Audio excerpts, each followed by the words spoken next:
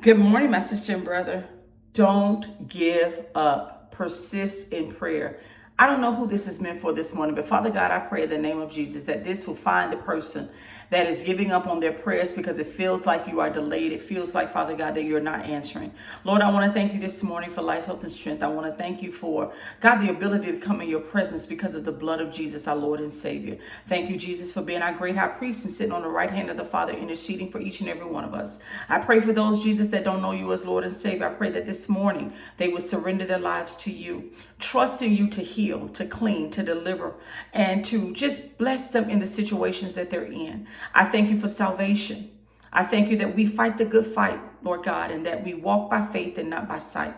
I am praying for my loved ones. I'm praying for their loved ones that don't know Jesus as Lord and Savior, that you would heal them from the crown of their head to the soles of their feet. I pray like Jabez, oh, that you would bless us indeed, oh Lord, and enlarge our territory. Increase our capacity, Father. Let your hand be upon us and keep us from harm so that we will be free from pain. I pray that whatever the needs are represented on the other end of this video, God, that you would meet them at their needs, but above all things, I ask that you would forgive us our sins and our trespasses. I ask that you would help us to repent. Jesus, there are some struggles that we have struggled with in sin, that we cannot break the addiction or the habits on our own. But I am looking to you that you would intercede and that you would work with each and every one of us to deliver us from the sins that continue to plague us. I thank you for your faithfulness. I thank you for your love. I pray that your presence is felt with all military officials today, that I want to thank them for their service. I thank you for your faithfulness to each and every one of us. It is in your name, Jesus, that I pray. Amen. Listen, my sister and brother, I just felt led to share with you Luke 18, verses 1 through 8. I want to read that to you this morning. I don't know who you are, but there's something you've been praying and you've been asking God for. And it seems like he is not answering your prayer. But Jesus gives us a parable here. And he says, one day Jesus told his disciples a story to show that they should always pray and never give up. There was a judge in a certain city, he said, who neither feared God nor cared about people. A widow of that city came to him repeatedly, saying, give me justice in this dispute with my enemy.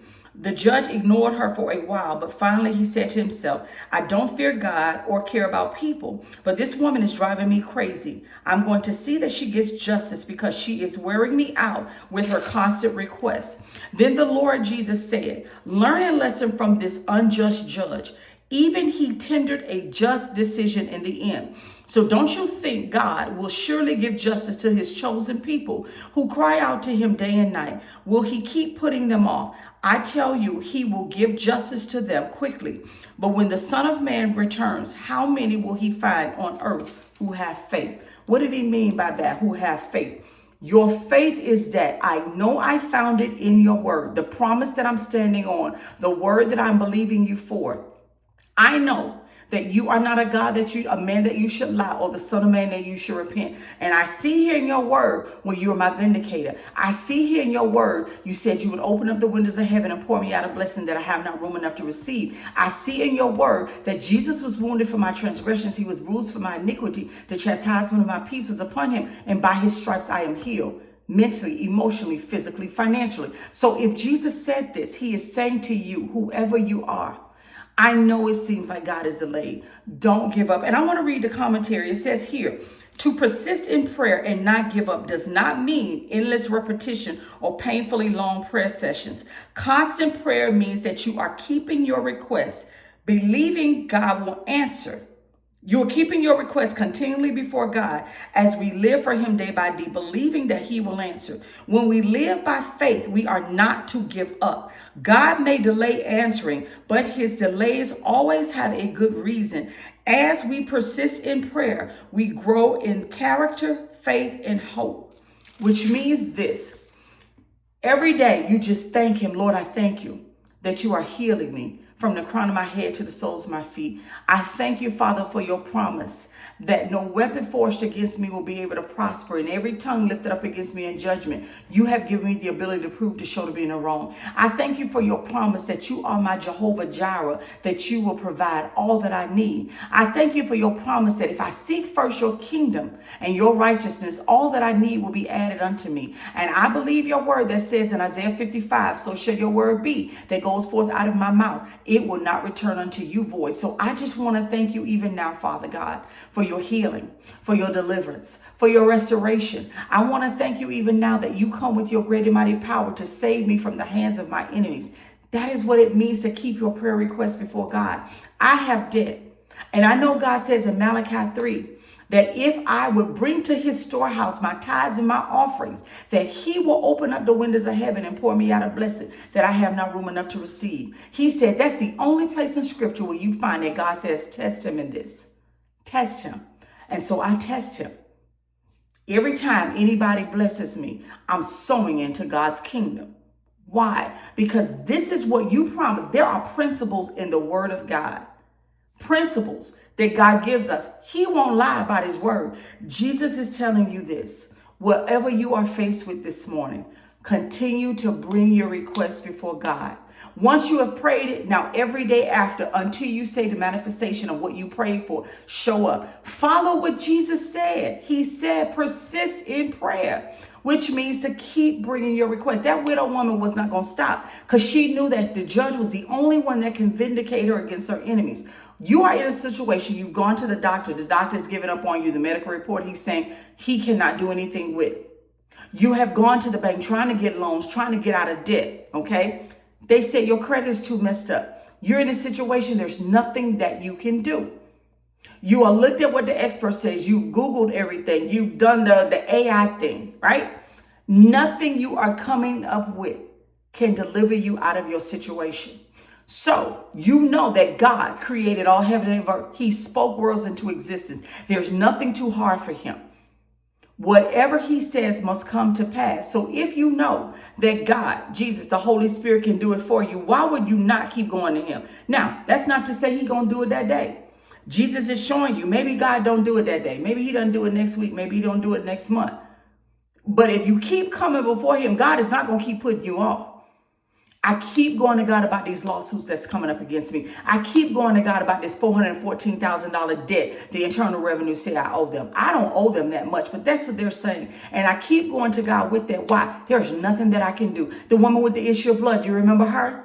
She had spent all her living going to doctors, going and trying to do everything she could. She got worse.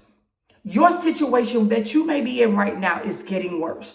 The eviction is coming up closer and closer and closer. That court case is coming up. Your marriage is coming up. The court date is almost here. But you know God, who has the ability to change any circumstance. Mary and Martha went to Jesus because they knew he had the power to heal their brother Lazarus. What did he do? He resurrected Lazarus. Daniel continued to pray, although it was against the rule that if he was caught praying, he would get thrown in a lion's den, right? He would not let his co-workers come against him and stop him from praying. 3 times a day, Daniel still continued to pray because he knew his situation only God could do anything about. Where you are right now, what you are challenged with, what you are faced with is a situation that only God can fix. Be like the woman with the issue of blood. Reach for him. Reach for the word. This has the ability to change every situation that you are dealing with. Reach for it every day until God brings about healing, deliverance, restoration in your situation, because he can do it. I'm a living witness. 4 lawsuits already God got rid of. 4. There's nothing beyond his ability to change your situation. Persist. Jesus, who is our Lord and Savior, who is sitting right now on the right hand of the Father, interceding for you, has said to keep coming back to the Father. He ain't going to keep putting you off. But do you have that much faith, though, to believe that? Do you have the same kind of faith as that widow woman going to that judge saying, you know what, God, I'm not giving up because I know you can speak into my situation. I know that you can give me favor to get that job. I know that you can give me favor to get that loan. I know that you could deliver me from my court case. So until you do, I'm not going to give up. I don't know where you are this morning, but I stand in agreement with you, believing that God will change your situation, whatever it may be. But I need you to continue to persist. And you can't just do it on Sunday. Every single morning when you wake up, you get before God and you say, Lord, I'm bringing it back again. Here I am. Thank you, God, for handling it. He will work all things together for your good. Listen, I pray that you have an amazing day, my sister and brother. But today, when you get an opportunity, please continue to read. Read that, Luke 18. Read that. 18, 1 through 8. I pray that you go in peace today. I pray that you love on somebody. Be kind to somebody. Pray for your enemies. Be blessed today, my sister and brother. Shalom. Oh, and before I let you go, listen, if you need somebody to walk this out with you, if you are struggling to be able to walk out the word and you just don't know how to live out the mandates, the principles of the word of God, I created the Discord community. It's a body of believers. We get together every day. Well, every day I'm posting something in our Discord community. I'm asking questions. You can put your prayer requests in there. If you need to talk, you need somebody to help you. We have a body of believers in there that can help you in whatever situation you're faced with. You don't have to do this alone. God built community so that we can be a community with one another. That is what it's supposed to be about. You don't have to walk this walk alone. I'm going to pin the link for it in the comments, and I'm going to put it in the description. If you're interested in joining our community, we do a live call every Friday, so you decompress from the week. Whatever your challenges have been, you can decompress. We pray over you. We love on each other. Listen, we are here for you. I pray that you are blessed today, my sister and brother. Shalom.